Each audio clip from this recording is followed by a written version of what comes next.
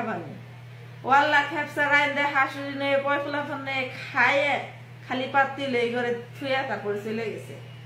মানে বাপের বাড়ি গাহওয়াটা যে বানাই নিব তাও এই রুম থেকে, আর মাঝে মাঝে আবার স্টাইল করে নিজের রুম থেকে গাহওয়া বানায় হাসুরি দিব যে আমি বানাই দিছি তোমাকে।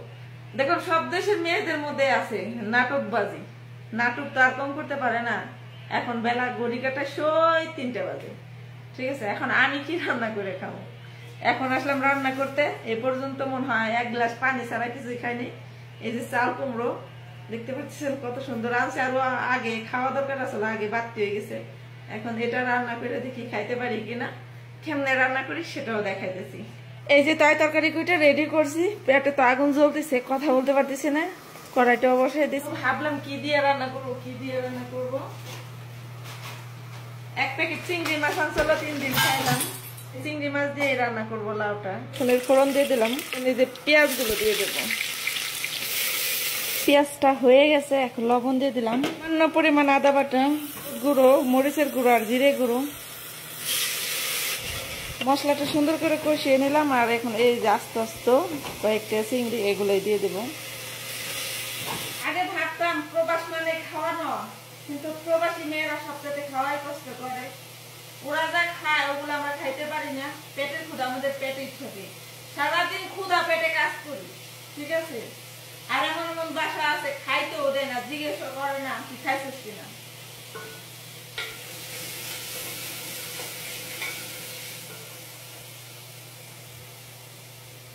চিংড়িটা কষানো হয়ে গেছে, লাউ কেটে রাখছি, লাউ দিতেছি, চাল কুমড়ো। এখন পর্যন্ত কিছু খাই নাই, আমি এখানে রান্না করতেছি। কপিলের মা এভাবে ফনা ধরে রয়েছে, ঠিক আছে।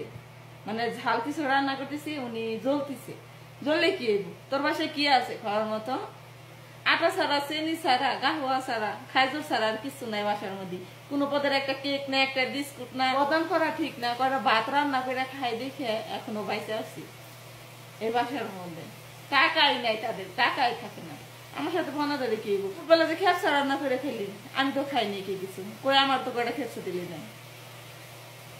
এই সময়টা আমাদের প্রবাসী মেয়েদের হাতে নাই। এই যে তরকারি দেন, এখন ইচ্ছা মতন কিছুক্ষণ কষামো, ক্ষুধা লাগছে, আরো কাজ আছে, কাজ করতে হইব।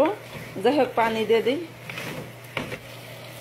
আমার বাসার মধ্যে কপিলের বাবা যখন ধনে পাতা নেয়, আমি এইভাবে পটে করে ফ্রিজে রেখে দিই।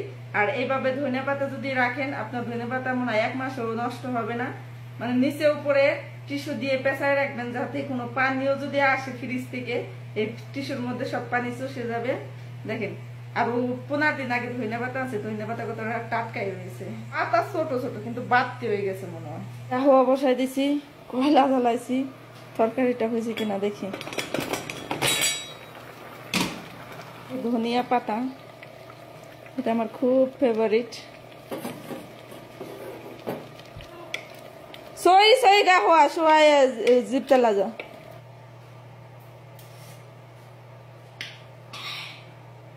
মাশাআল্লাহ, অসাধারণ মজা হয়েছে তরকারিটা। রান্না হয়তো মজা হবে না, কিন্তু তরকারিটা অনেক মজা হয়েছে। একটু রান্না করতে এসে ওদিকে গাহুয়ার জন্য চিল্লাইতেছি, এটা হচ্ছে গাহুয়ার কাপ। এই যে এখন পর্যন্ত সকালবেলার বাসি মুখ বাংলাম না। এই যে বিকালের নাস্তা, বাদাম 3-4 পদের, এই যে এটা হলো কপিলের বাবার খেজুর, আর এটি হচ্ছে দুধের ছানা পচাইয়া, ঠিক আছে, এগুলো বানা। আর এই যে খেজুর, দুধটা জ্বালাই নেই। তরকারিটা কিন্তু অনেক সুন্দর দেখা যাইতেছে, ঠিক আছে। ভাতগুলো বেশি ফুটে গেছে আমার আজকে।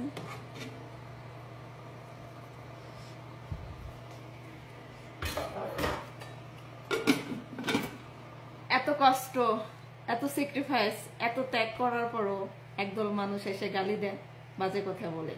কদুটা হাঁস হয়ে গেছে, বাতি হয়ে গেছে। ভাবছিলাম যে মজা হবে না তরকারিটা, কিন্তু অনেক মজা হয়েছে।